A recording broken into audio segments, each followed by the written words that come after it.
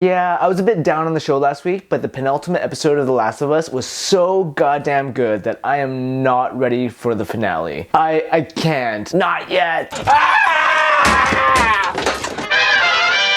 What's going on YouTube? My name's Jay Lee and I like a lot of stuff. Today I'm talking about the second last episode of The Last of Us Season 1. I'm gonna keep this review pretty brief because this is gonna be me gushing about the same shit that I love so much about this series. We're down to only one episode left, so of course, here's your spoiler warning. Last episode tackled the Left Behind chapter of the game, while this week we're introduced to a more detailed version of the soft-spoken, evil David character. Gaming fans are also treated to a very welcome cameo in Troy Baker this episode, and he does a fine job sans mocap suit. After hearing rumors and statements that he was going to be in the show, I was really worried that they would have him play David, which would have been unbelievably distracting. Thankfully, he landed the ethereal, avant-garde, timeless role of Buddy boy. Buddy boy. Buddy boy. Buddy boy over there. Buddy Boy James. I am so happy with this episode. With only 2 remaining, I was wondering how they would manage this segment of the story in a single week, and they seem to pull it off effortlessly. The video game portion of the story is given room to develop through gameplay, but without those moments, the show still excels at giving us character interactions that echo as loudly as any infected-filled action set piece.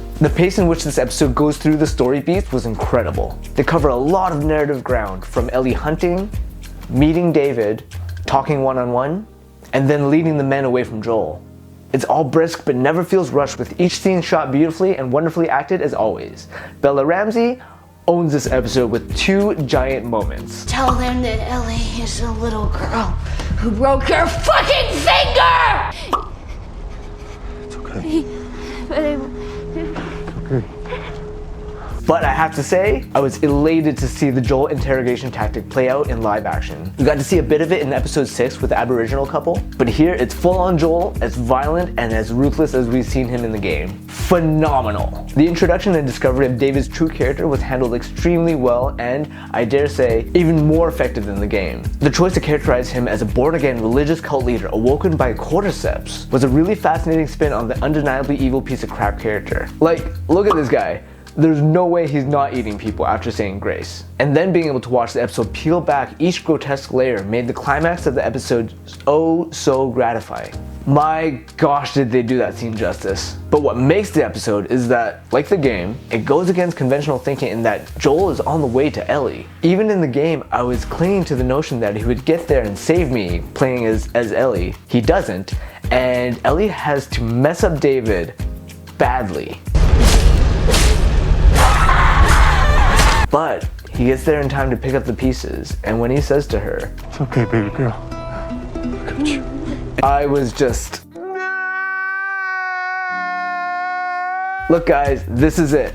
It's all over next week. No more Last of Us until season 2, and I really don't know how they're gonna pull that one off, to be honest. I also don't know how the reception for the finale is gonna go, but I don't care. I am invested and hold this property very near and dear to my heart. This masterful episode gets a 10 out of 10 from me. The new season of The Mandalorian has just begun, so I'm happy to be getting to spend more time with Pedro Pascal in a galaxy far, far away. I won't be covering that show week to week since March might be really busy with releases like Scream 6, Shazam! Fury of the Gods, and Creed 3, which I haven't been able to go see yet. But once I watch something, chances are you're gonna hear about it. So come back soon to catch my thoughts on all the stuff I haven't talked about yet.